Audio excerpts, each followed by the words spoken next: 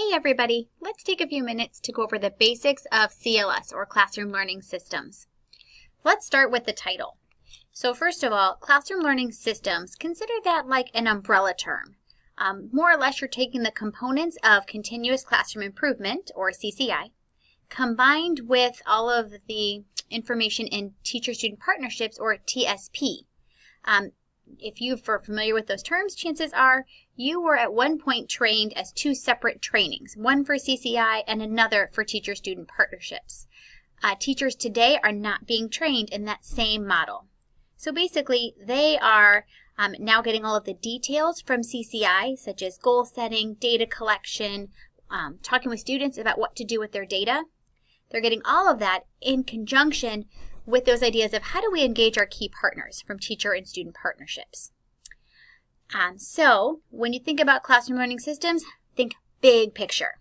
It's all about setting goals, planning with students about their learning, looking at the data itself to guide those decisions, and having conversations that need to happen so that all folks are part of that learning process. For the sake of simplicity today, we are going to go back to some of those details of continuous classroom improvement, so that we can make sure we're using the same vocabulary, the same lingo as you continue on throughout this course. Once you start learning more about classroom learning systems and you start to see more of it in action, you'll also start to see those connections between how we engage our key partners, our colleagues, our parents, our families, our community members, all within this big system.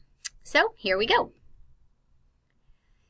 In the past, we've talked about this idea of setting direction, which has 4 steps, if you will. The first being learning requirements. So let's look at what those might be.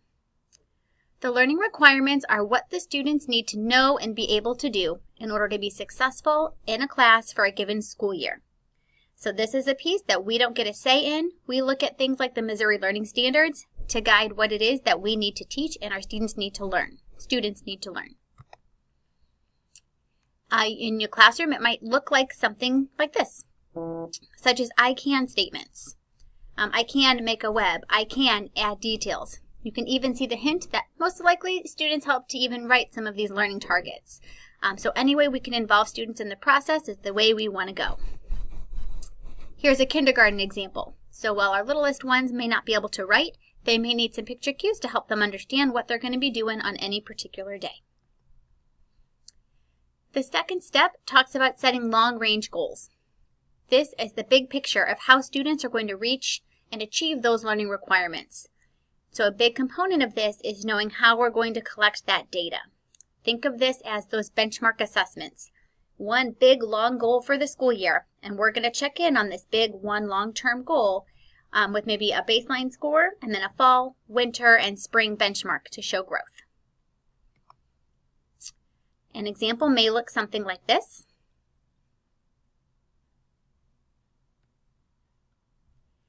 And step 3 talked about results. These results are very specific to that long-term data.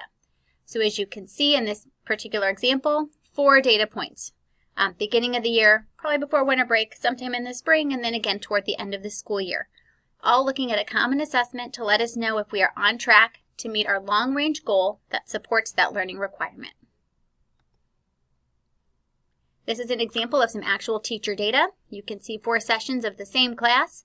And you see their first assessment, they've got a few more to go to really look and see what growth has been made. And last but not least in this setting direction portion was the idea of a mission statement. This is where students and teachers, maybe even adding in some paraprofessionals, anyone involved in that classroom gets together to set up a mission statement of core values, things that as a class they're going to commit to doing to help them reach those goals.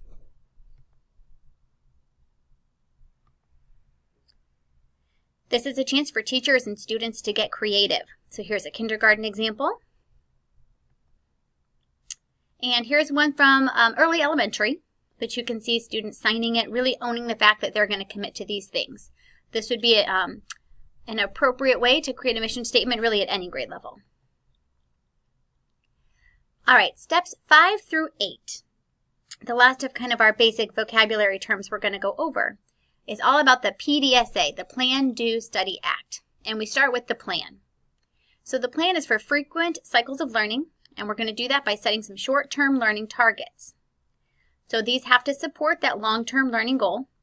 Again, we're going to determine how we're going to measure success and how long we need in order to teach and for students to learn this particular skill. And once we've determined that, we want to make sure we post these short-term goals in student-friendly language. Just a reminder, the length of a cycle can vary depending on students, depending on curriculum, depending on specific needs of a classroom. But we do recommend anything between 2 to 4 weeks, really not going any longer than 4 weeks, depending on the needs of students. All right, so a plan might look something like, you can see the top portion there, with a measure of proficiency clearly stated. All right, once we know what the plan is, step 6 is the do. So now that we have a plan, we need to know what we're going to do in order to meet the plan. And this is where teachers get to model, teach, demonstrate, practice those high-yield instructional strategies. So let's get our students involved in this process. Find out what strategies work best for them, and we'll probably find out which ones don't work so well. A strategy bank is a great way for students to start to own this process. Make a list of what you've tried, make a list of what options you have, try some new things, work with students to understand what does work and what doesn't work. And once you've determined what strategies you're going to try, go do it. So for example, you might see a strategy bank posted in a teacher's classroom. You may also see the do portion of their PDSA looking something like this. What will the teacher do, and what will the students do? This is an example of a current teacher. Here's a real-life example of a PDSA in progress. Data on one side, the plan, the do, getting ready to do their study, and then their act. So let's talk more about the study portion. This is where you're working with students to regularly check the progress toward those learning targets. The goal here is that the work toward goals is going to be charted. That data is going to have something visual that teachers and students, our paraprofessionals, our parents, our administrators can walk in and see, so we know if we're making progress or if we're not. And take some time to have conversations with students about what worked and what didn't. So here's an example of some data that teachers and students may take a look at. And here's an example of how they might process that data. So what things worked well, what were the strengths of our cycle, and then a delta. What might be some opportunities or changes we'd like to make to help us through our next cycle of learning. Keep in mind as you think about the study portion, there should be a clear alignment between the target and the assessment tool. Clear targets lead to appropriate assessment, so it's important that that alignment is very, very clear. Make sure that the assessment that's been chosen makes sense for the length of the cycle that you're going to do.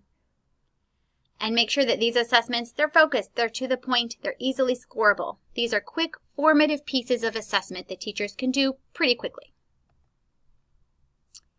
Once you look at that data, you've determined your pluses and your deltas. Now it's time to make an action plan for the next cycle of learning. So specifically take a look at those deltas and make some decisions about what work or what things will be done differently for this next cycle to make sure that the learning continues in a positive direction.